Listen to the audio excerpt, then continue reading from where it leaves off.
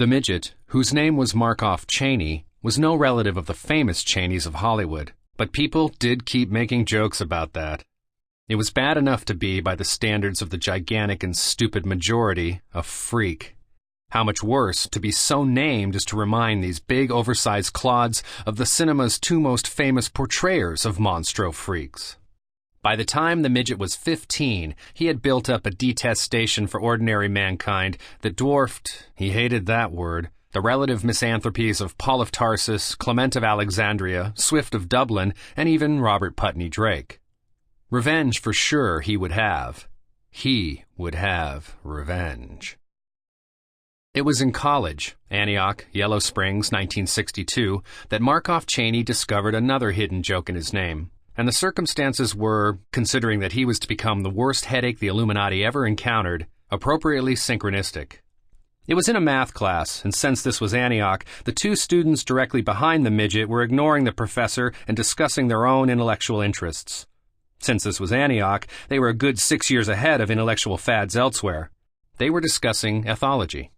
So we keep the same instincts as our primate ancestors. One student, he was from Chicago, his name was Moon, and he was crazy even for Antioch, was saying.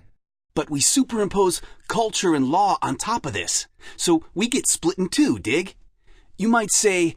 Moon's voice betrayed pride in the aphorism he was about to unleash. Mankind is a statutory ape. And? The professor, old Fred Fidgets Digits, said just at that moment. When such a related series appears in a random process, we have what is known as a Markov chain.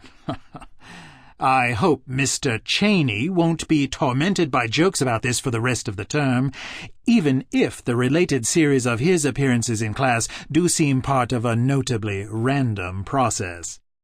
The class roared. Another ton of bile was entered in the Midget's shit ledger, the list of people who were going to eat turd before he died. In fact, his cuts were numerous, both in math and in other classes. There were times when he could not bear to be with the giants, but hid in his room, Playboy gatefold open, masturbating and dreaming of millions and millions of nubile young women built like playmates. Today, however, Playboy would avail him not. He needed something raunchier.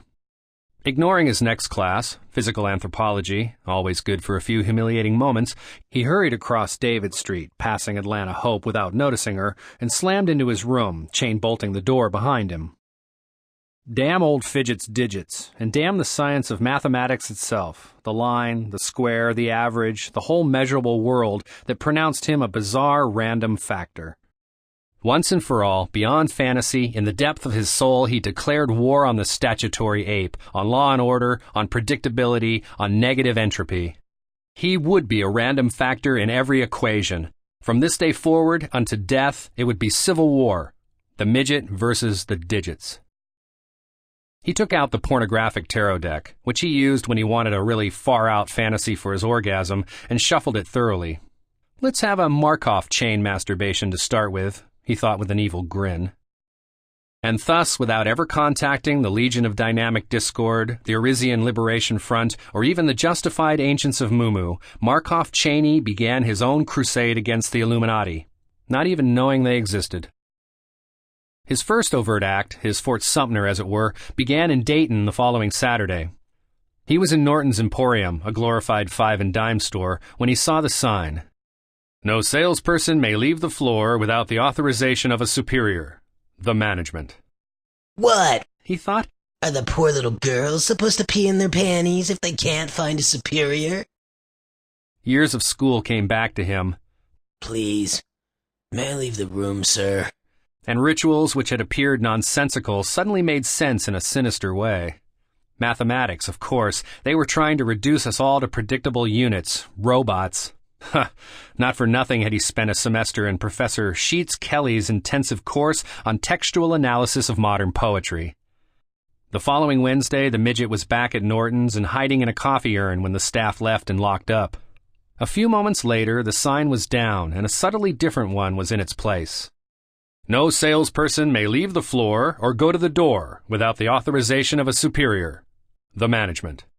He came back several times in the next few weeks, and the sign remained. It was as he suspected. In a rigid hierarchy, nobody questions orders that seem to come from above, and those at the very top are so isolated from the actual work situation that they never see what is going on below. It was the chains of communication, not the means of production, that determined a social process. Marx had been wrong, lacking cybernetics to enlighten him. Marx was like the engineers of his time, who thought of electricity in terms of work done, before Marconi thought of it in terms of information transmitted. Nothing signed, the management, would ever be challenged. The midget could always pass himself off as the management.